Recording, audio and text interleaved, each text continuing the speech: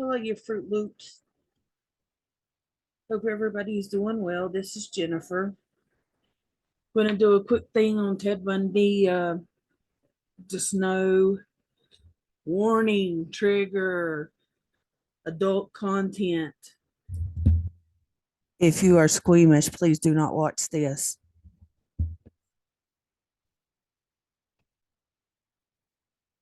Oh, it might help if I shared my screen, huh? I got a little something for y'all too, and I think it kind of just goes to prove. I don't really know what the hell it proves. Okay, warning. Trigger warning. You've been warned. If you have any kind of squeamish parts about you, it's probably best to go. This is all Ted Bundy's victims. These are obviously the ones that were not identified. He had 30 plus victims, but they think it was way more than that. The date of his murders were from 1961 to 1978. The method that he used was beating with a heavy object and strangulation. Do know he was a necrophilia. He would go back and have sex with dead bodies until they were just falling apart and he couldn't do anything. His IQ was 136. Bundy is often described as having a rough childhood, don't we all? He spent the early years with his maternal grandparents who raised him as their son, and Bundy thought his mother was his sister. A prison psychiatrist who once interviewed Bundy in a documentary, the Ted Bundy tapes, he didn't find out his birth mother's identity until later on in life, and apparently that messed with him. I just, I, I want to see people get help, but on the other hand, I mean, we all got sad stories. Again, the IQ was 136. He was considered gifted. He was awarded the psychiatry. He was awarded a bachelor's degree in psychiatry from the University of Washington. Does that sound familiar? He was cunning and luring his victims close by tricking them, including injuries and passing off as a police officer. He was handsome, that he was, intelligent, charming, everything that a psychopath is. Um, his charm helped him get unsuspecting prey. Excuse me. And he bludgeoned and killed at least 20 women. I know I got on here somewhere how many women that he finally said that he got or something. Okay, and this is the dates and the people that he had killed. Um, I, if you don't know, live in Idaho right now. Um, and he actually had killed a 12-year-old girl here. I don't know if he raped her or what went on, but he did kill her. January 4th, 1974. Find the girl's name.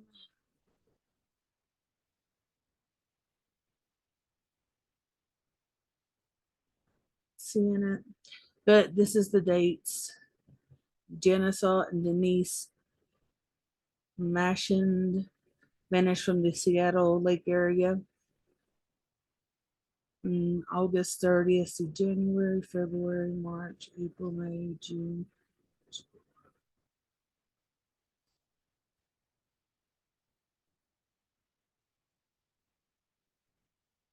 It was going about 5 to 3 months, 3 to 5 months in between kills on some of them.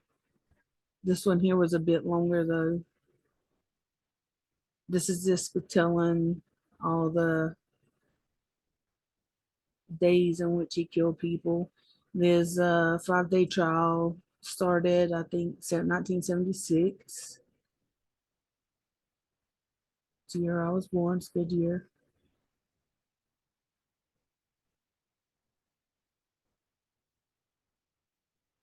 He was stealing plates off cars. Okay, November 17, 1986, Bundy gets a stay of execution just hours before his scheduled execution for killing Leach. Bundy is granted a stay to determine his mental capacity during his 1980 trial. 13 months later, a district judge rules that Bundy is fully competent for standing trial or for the trial, calling him a diabolical genius for good measure. And the killer attempts to atone for his sins. I think that's when he was talking to, yeah, evangelist James Dobson, talking about pornography was the reason that he got this way. And then January 24th, 1989, Bundy is put to death by electrocution at the Florida State Prison. Bundy is strapped into the electric chair, nicknamed Old Sparky, at around 7 a.m. after telling witnesses to give my love to my family and friends. The notorious killer is declared dead by electrocution at 7:16, drawing cheers from the estimated 200 people gathered outside. And this is his fingerprints. This is, and I know it's blurry, it didn't look blurry before, but the difference in the way he could look, but he's still, you can tell it's the same guy, not like some of this crazy shit. Um, how did Ted Bundy change history?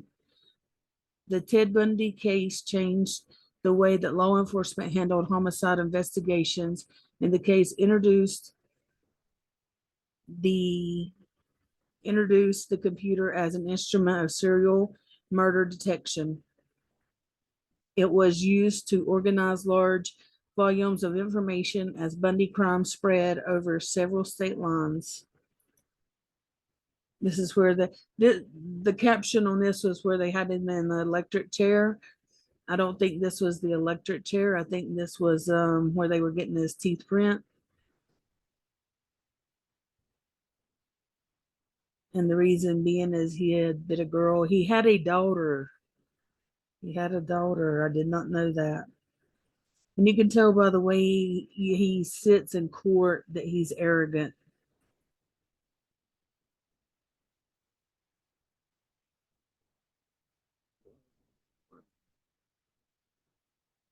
I just like that picture because it kind of shows a rage. I'm not really sure what was going on there, but this is one of his victims in a dorm room. This might be the same lady. That's him after he was executed. And if y'all don't know, they have to shave your head when you get electrocuted. This is some news clippings, small map, his dental imprints, because as you see, there's a he bit the when he escaped from jail, they let him go into like a law library or something, and he escaped jumping out of a second story window and went and like started killing and all this stuff of more college students, and he bit one of them on the ass, and that's why they wanted his teeth imprint. There's his car, another picture of him and his daughter, and this is out of a movie, but he used the crutches to get people. I just put that one because it's got his name on there written. I mean, he seems to never have a care in the world. This was another one of the crime scenes.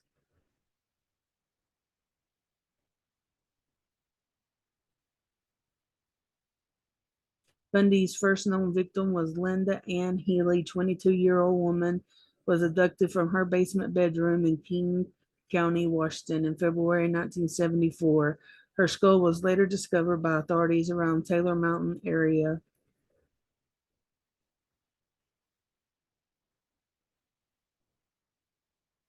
And then it talks about the next one. There's another picture of the bite mark. I know it doesn't look the same. It says it is the same picture. I don't know. To me, it looked like it was more over in here, but but that's a but this was his cell. Another crime scene picture. Another crime scene picture of the lady from before. There's another body that he left. And we are done. Okay, ladies and gents. Let me see if I can pull it up. I had to pay for this, like every other thing. But I paid for a thing to try to clear up the Idaho 4 audio. And now it separates the voice from the noise. I honestly don't know what I'm hearing still.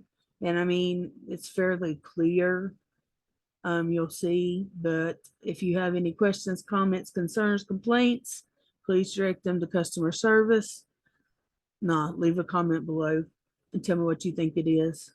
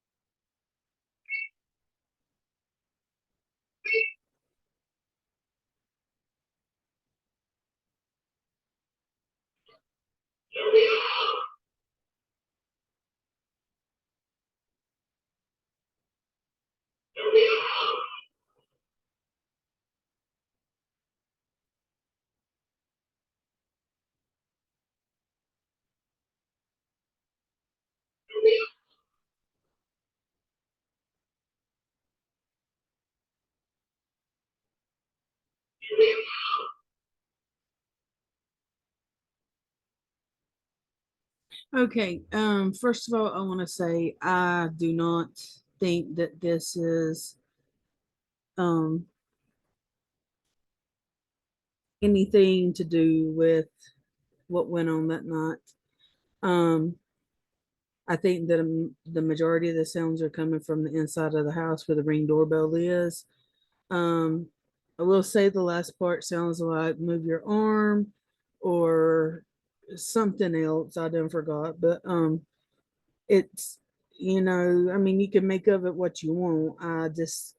I'm not too sure about it. And this is cleaned up. And there's, I think, a longer version of it. And if you would like me to try to clean up a complete version of it, send it to me. I'll put my email down in the description box and I will clean it up and send it back to you so you can use it.